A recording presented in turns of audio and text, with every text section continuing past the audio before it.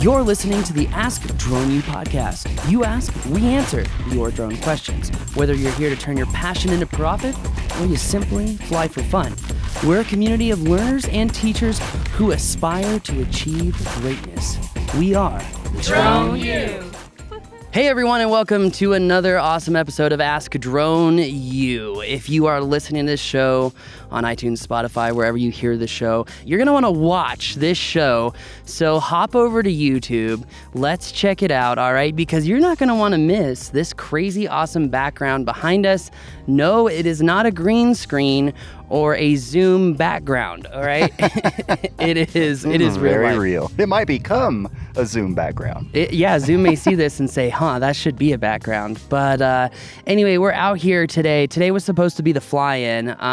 We are going to postpone the fly-in, and 60 pilots were about to join us here today, but they're not, and we still had to fulfill our contractual duties, so we're here. Social distancing, but what you can see between the social distancing is the cool part, right? This beautiful movie set.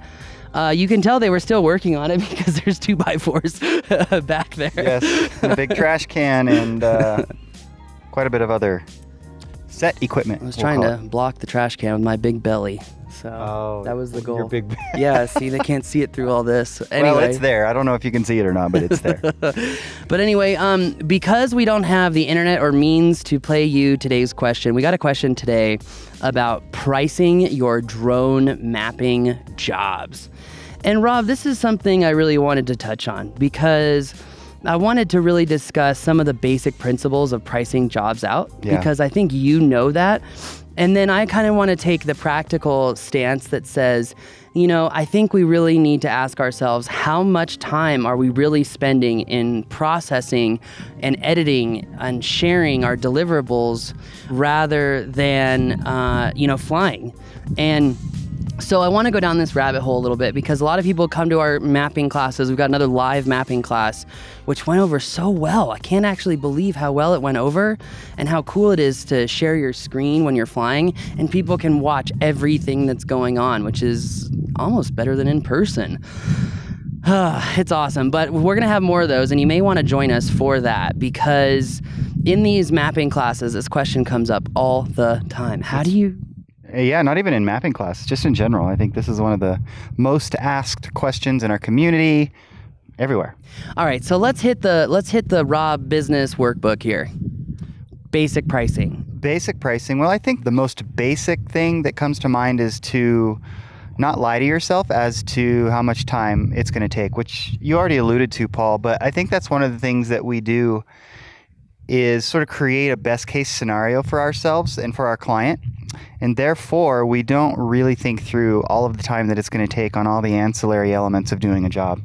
And I think that's generally where we end up not only not breaking even, but potentially losing money because we've not considered everything or we've underestimated the time that it's going to take, etc. And Can I give your time's valuable. It is valuable. It's very valuable. That last big mapping job, I definitely underbid, man, because I flew it for 9 hours and looked at the Pix4D logs, about 38 hours of work in Pix on that. Are you kidding me? Yes. That was not worth the job price. Let me tell you that. Now, it may be worth it for Drone U for saying, hey, look at all the cool stuff we learned in doing this huge 10,000 image project. But Sure. And you have the benefit of being able to apply all of those learned concepts, et cetera, learned lessons to the Drone U platform. And that's a perfect example. And so you also have to think of something like that in terms of an investment in your future, right? So it can get real complex really fast. You said to keep it simple, so let's do that. Put it in a spreadsheet. I think those kinds of tools are already out there. But what are we putting in this spreadsheet? We're putting all of the elements. In fact, don't we already have this? I don't know if we have this or not. If not, we really should. It's not hard. But yeah, we probably do, but in the essence of mapping, because no one really realizes that how much you're flying is maybe 10 or 15%. I've always said 20%. Yeah. I would say it's now 10% of the actual work. Actually, if you take 9 hours of flying in 38 hours, you're going to get about 20% is actually flying. So that being said, 80% was processing. And when people are typically, pricing pricing their service-based drone jobs, right? It's a day rate, it's a half day, or they're working with a small business and it's focused on, hey, Rob, I'll give you a 2-minute video for $2,800 or $2,500, you know? Yeah, that's right. And that makes that 2 minutes seem very, very expensive. But so what I was referring to, and forgive me, but I'm really talking about any kind of job, and then we can come back to mapping. But all I'm saying is literally schedule it out, because if you don't, you're probably going to forget something. And if you've been doing this for a long time, we have a lot of members, a lot of listeners that have been doing this kind of thing for quite a while, and maybe not mapping specifically, but services through which there's field work, editing work, various aspects of actually coming up with the final product, right? And so a lot of people, probably like yourself, you have most of it in your mind, but I think the majority of us, the majority of the people out there, they're going to be wanting to know the answers to this question. They don't. And so the idea is that you just get it all on paper in a spreadsheet so that you don't forget something, so that you think everything through as it relates to, for a particular job, for example, you might have to buy a piece of equipment that you've never needed before. And so you really need to think all of those things through, again, in terms of the ancillary costs that come up, whether it be time or not.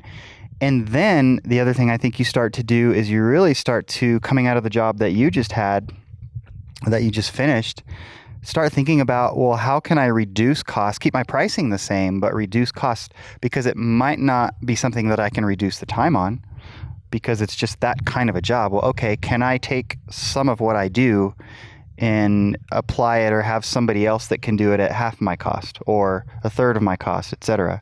So I think that's kind of next level for what we've been talking about relative to the kind of job that you just did. Well, and to really even take it next level beyond that, I have so many questions, but my first question is, if we were to say create an algorithm of what our pricing would be, meaning if mapping and if this, then that. So if mapping and 3D deliverable, okay, price point goes up. If mapping and ortho, okay, super easy, price goes down. Right. You know what I mean? So this algorithm of if this deliverable, then that price point. But inside of that algorithm, we've got to have a base formulaic equation.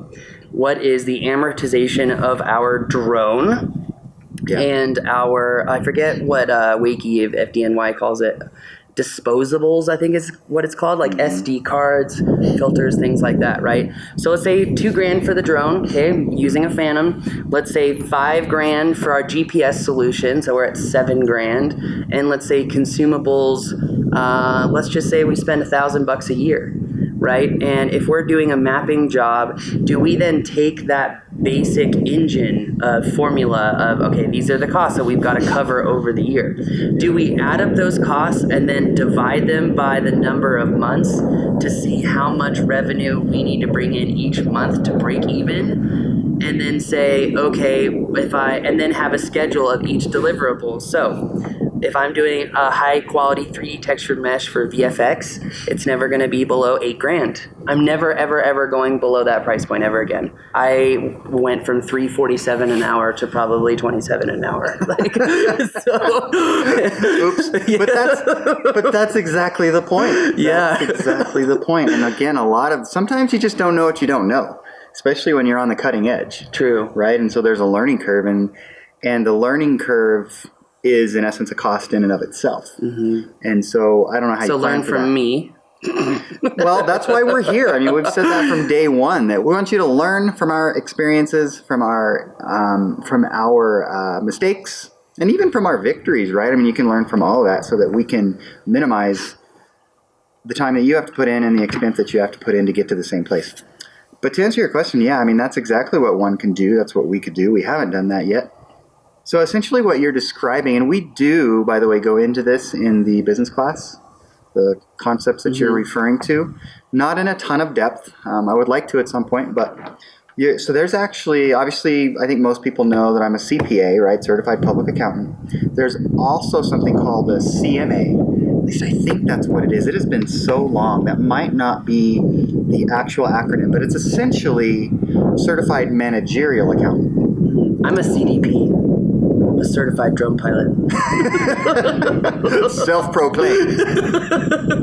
Continue on. We're doing continuing ed today, basically, right? CMA, what's the difference? So a CMA is somebody that does exactly what you're talking about. Like in the manufacturing world, they have certified managerial accountants who go in and they figure all that stuff out. It's way too complex to go into at this point, but yes, you're absolutely right. You've got fixed costs, you've got variable costs, you've got direct costs, you've got indirect costs. Direct costs are those costs associated with getting this particular job done. Say you know how many miles it is to get out here, you put the exact mileage in, amount per mile, you know that cost Not for the that EPA job. mileage, the hammer the gas mileage. Well, no, we're essentially talking about, we're talking about an IRS tax rate, right? As far as what the mileage is. That's probably what I would use because it's universal and everybody would go for it. And I think that short of having the kind of algorithm that you're talking about, I think the next best to that is the kind of schedule that I'm referring to, in which you just at least think about everything and do your best. If, for example, you're looking at your next job and you're evaluating the complexity of the mapping job, and you're probably going to have a frame of reference coming out of the tech center. Yes. The convention center, right? Yeah. And so you're going to create some sort of estimate based on that. And so it comes with experience, but I think we're actually starting to get into the weeds a little bit. And you've been doing this. You've been pricing jobs for a while. I still feel like I don't have a good idea either with mapping jobs, because for me it seems like I need to be thinking about, okay, what is my basic, this has to be built into the cost of every mapping job. And then I want to write out a table for every single mapping deliverable, because now I have a much better sense of how much time goes into each one. And my favorite mapping deliverable, the super complex, high detailed 3D textured mesh, my favorite thing to do, well, it's also the hardest thing to do. Yeah. And it's one of those things that I like those challenges because that forces me to get better and better and better. But also it's like, man, if I'm going to be doing these models for visual effects, the stuff that we're modeling right behind us, literally in this podcast, it's really, really valuable to have for film sets. It's really, really valuable to have a simple ortho for an event manager. But the difference between those two deliverables is a solid 20 to 28 hours of work. Absolutely. And then, like you said, there's variables such as who else can do what you can do. You've got to price that in, right? If the expertise is something that people are going to have to go, I don't know, let's just say there's somebody here in the New Mexico or the Southwest area, and they have something they need done. It's capitalism. Hate it or like it. And they know you can do it. And the only other person that they know of or that they can find that can do it lives in London. Or whatever. Like Graham. They're like, we know the only other guy is Graham. Yeah, apparently Trump knows Graham. Anyways, but the point being, there's value to that as far as what you can deliver them. By the way, Graham's Trump impersonation is so good. No way. You wouldn't know he's British. He's British? Oh, that's awesome. I'm not sure what that says. Maybe nothing. His California girl impression is even better. That just says that he's good at impressions. But going back to pricing, I think this is something that we should have a module for in the classes, because even sitting here, it's making me uncomfortable thinking about all of the different variables that go into pricing a job. And I think the smartest way to look at it is, what's the cost of your business for a year? How much money do you need to make? And then what are the fixed costs? What are the consumables? And then how much money do you need to make each job, and how many jobs? Because then you're going to start running around saying, oh, can I go do orthos of all the fairgrounds everywhere so I can sell an orthomosaic to every single conference that comes through to buy an orthomosaic, so that they can go out and say, here's the land, here are the areas that you can be in, here's the exhibitor map, here's how much it costs to be in this area, instead of hand drawing it out and running into all the problems that event managers run into. Literally, I think I just came up with at least $150,000 or $200,000 business plan for someone right there. Yeah. And those opportunities are everywhere. Yeah, and you think about how many clients you could sell them to, 20 or 30 in a year. Right. You got to start thinking about, okay, if I'm doing drone mapping, who are the clients that I'm selling to? You know what I mean? Mm-hmm. So. Yeah, and so when you're pricing something in that scenario, you're right. It's very different because you can spread that pricing out, so to speak. True. Meaning you're not going to penalize the first person that you do it with, because eventually after 2, 3, 4, 5 times down the road, I would actually probably look at it like I am going to give the first 2 or 3 or 4 or 5 of them that give me the opportunity to start to build this a break. Yeah. Because of how they're helping me build something that could be great. True. That's probably how I would look at it. I know that in the old CPA firm that I was in years and years ago, I mean, the managing partner, when he would bid a big audit or whatever, he would always give him the first year, for example, for X, and then it would go up from there, right? So that pricing theory is nothing real new, but the point is it really depends on what you're doing, what the opportunity is, what's the long-term opportunity, what is the experience that you have relative to what their needs are.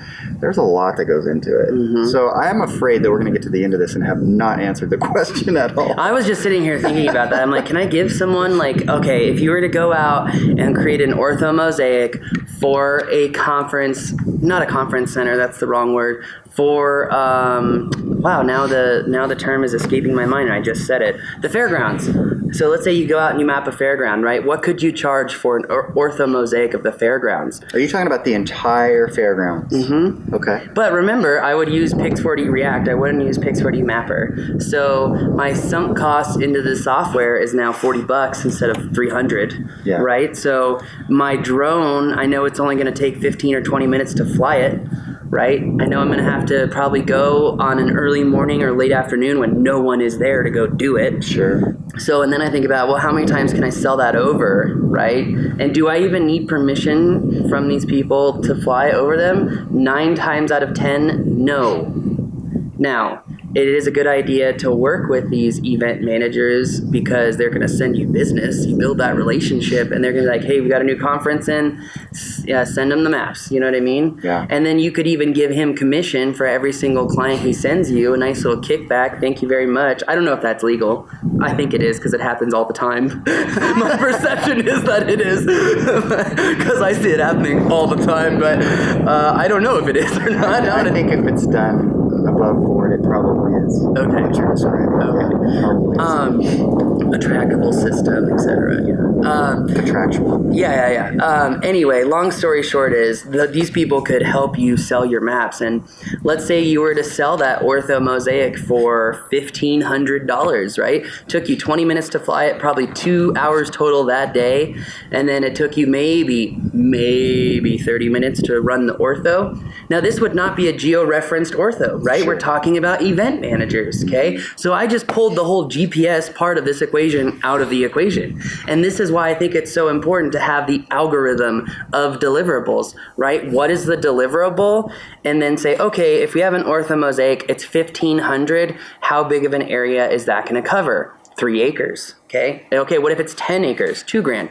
20 acres, $3,000. 100 acres, on and on and on. That would probably not be the dissemination, so don't use that because the difference between a 30 and a 40 acre property is minimal. It's when you really move up into the 100, 200. I had a guy ask me if he could map his ranch, Rob. How many acres? 64,000. Wow, he wanted to map the whole thing? The whole thing. Huh. What? Wow. I'd have to use a plane. I mean, like, Seriously. it's literally, you could do it in a plane in an hour versus a drone. You do 400 acres a day on a good day. That's at least, remember we did the legal breakdown of how much area you can map in one day. Yeah, well, and in that case, obviously, you're going to rent a plane and you're going to, or I guess if you own a plane for that kind of a business, if you do that a lot, but actually, that's part of the cost. Private plane rentals are down substantially, so you can actually rent a plane that's made for mapping at about 75% the cost that it used to be. Wow. So let's say that you're called out by a set scout, is that what they're called? To look at this place and model it. Mm-hmm.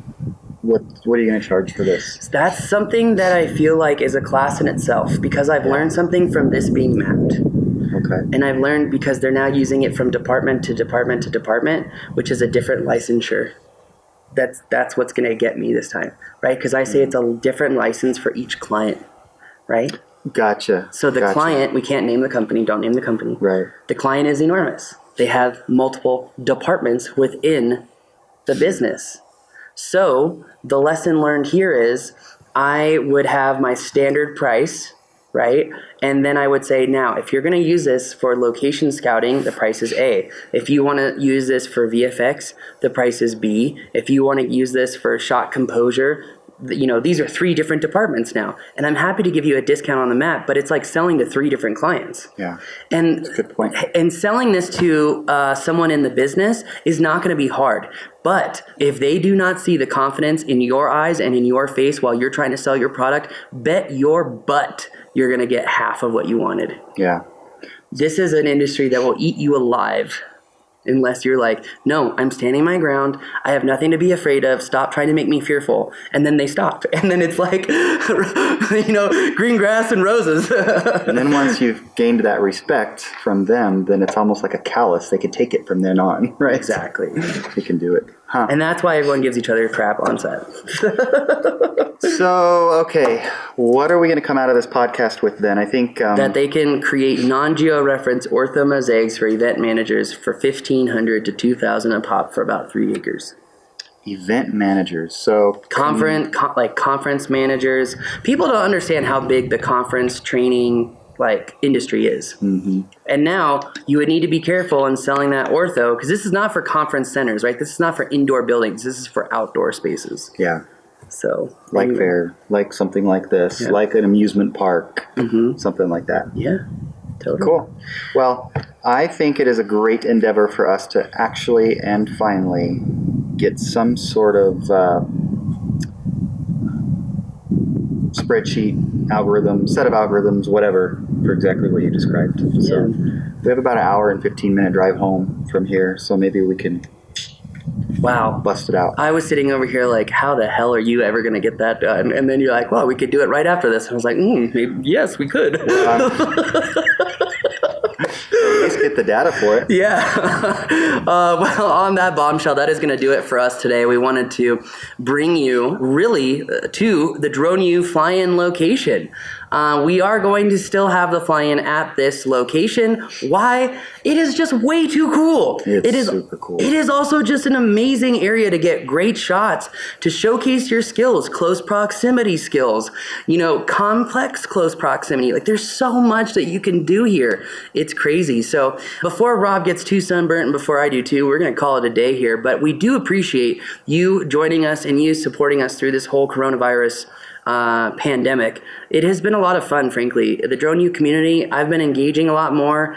And you know what? I kind of regret not having engaged more in the last couple months while I've been crazy busy, because, man, we have one killer, awesome group of people. We do. Yeah, I'm so grateful for you guys. So if you're ready to learn more and you're ready to take your skills to the next level and you want the skills to pay the bills, you got to become a Drone U member. Tell me any other flight school in the whole world that literally has as many classes as us. And online.